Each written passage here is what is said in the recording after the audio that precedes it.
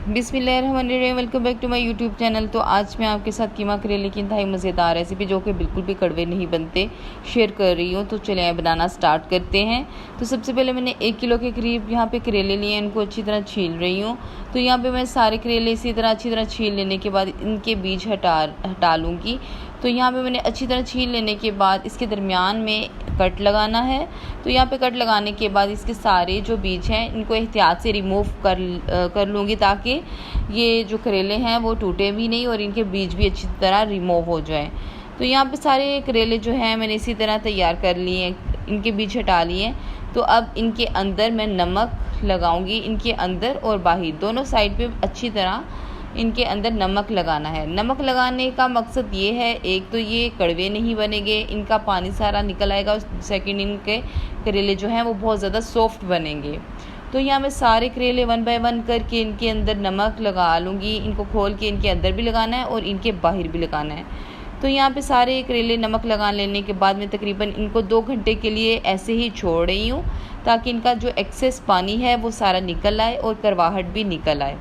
तो यहाँ पे मैं एक साइड पे रख रही हूँ। तो यहाँ पे दूसरी चीज़ें जो हैं उनकी भी मैंने तैयारी कर ली है। यहाँ पे मैंने प्याज, टमाटर और सब्ज़ मिर्ची काट ली हैं। और यहाँ पे देखिए पानी बहुत ज़्यादा निकल आया है करेलों का। तो अब इनको मैं अच्छी तरह वॉश कर रही हूँ करेलों को। और करेलों को अच्छी तरह वॉश कर लेने के बाद इन दूसरे स्टेप की तरफ चलते हैं। तो एक पैन में मैंने 2 चम्मच के करीब ऑयल लिया है, मस्टर्ड ऑयल लिया है। यहाँ पे मैंने लहसुन अदरक की पेस्ट 1 चम्मच ली है और साथ ही सब्ज़ मिर्चें थोड़ी सी 4 से 5 अदर सब्ज़ मिर्चें कटी हुई इसके अंदर डाल दी हैं। इसके अंदर सब्ज़ मिर्चें डाल देने के बाद मैंने इसके अंदर जो बीफ का कीमा है 3 पाव के करीब इसके अंदर डाल दिया है। और कीमा जो है अच्छी तरह इसको धो लें। धो लेने के बाद इसका पानी थोड़ा सा खुश्क कर लें। तो फिर आप इसको पकाएं।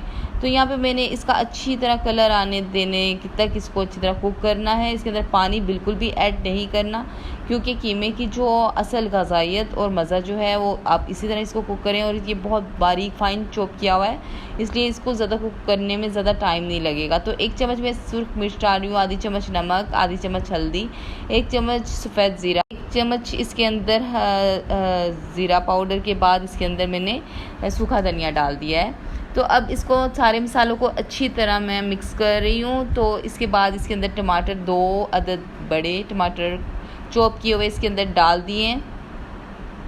टमाटर इसके अंदर डाल देने के बाद इसके अंदर मैं साथ ही थोड़ा सा प्याज भी डाल दूँगी, क्योंकि कीमा जो है वो प्याज और टमाटर के पानी में ही गलेगा। तो अब थोड़ी देर इसको ढाँप के पकाना है। मैंने इसको ढाँप कर पकाने का मकसद ये है कि कीमा जो है इसके पानी में गले भी और थोड़ा सा जो प्याज है वो सॉफ्ट भी हो जाए। यहाँ पे मैंने कीमा जो गला लिया है इसको अलग प्लेट में मैंने निकाल लिया ठंडा होने के लिए। ठंडा होने के बाद मैं सारे करेलों की फिलिंग कर रही हूँ। यहाँ पे मैं सारे करेले जो है अच्छी तरह फिल कर लूँगी।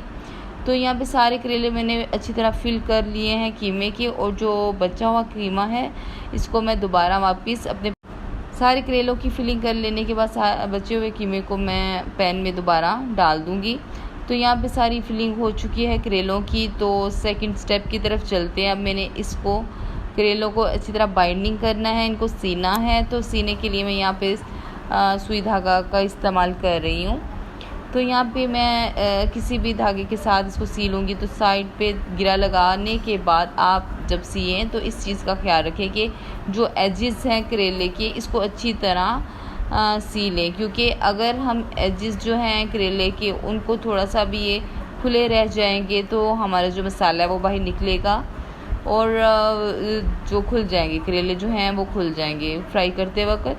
तो हमें इनको अच्छी तरह 1 बाय 1 करके सारे सी लेने हैं। तो यहाँ पे देखिए मैंने एक जब सिया है तो सेकंड जो है वो ऐसे ही स्टार्ट कर दिया करेला, और इसको इसी सुई को धागे को काटने के बगैर ऐसे ही हम आगे से ही शुरू कर लेंगे और इसके एजेस जो हैं वो अच्छी तरह बाइंड करेंगे। तो साइड पे मैंने ऑयल लिया है, मस्टर्ड ऑयल लिया है, कढ़ाई में सारे करेले मैंने सी लिए हैं और इनको 1 बाय 1 करके फ्राई कर रही हूँ।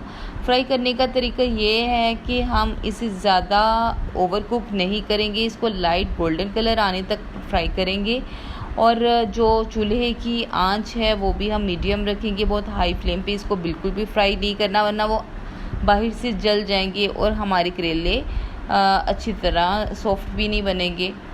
तो यहाँ पे मैंने बहुत अच्छे से गोल्डन कलर आने तक इनको अच्छी तरह फ्राई कर लिया है। फ्राई कर लेने के बाद मैंने जो करेले हैं उनको कीमे के अंदर डाल के अच्छी तरह मिक्स किया है। इसको अच्छी तरह मिक्स करके अब कर लेने के बाद थोड़ी सी इसकी गार्निश करूँगी धनिए के साथ और इसको थोड़ी देर के लिए ढाँप दूँगी दम पे, ताकि इसका फ्लेवर जो है एक दूसरे के अंदर अच्छी तरह आ जाए। तो यहाँ पे देखिए करेले बहुत मज़ेदार रेडी हैं और बिल्कुल भी करेले कड़वे नहीं बने और बहुत मज़ेदार बने हैं। और अगर आपको मेरी वीडियो पसंद आई तो लाइक करें, सब्सक्राइब करें, दोस्तों के साथ शेयर करें। ओके, थैंक यू, अल्लाह हाफिज़।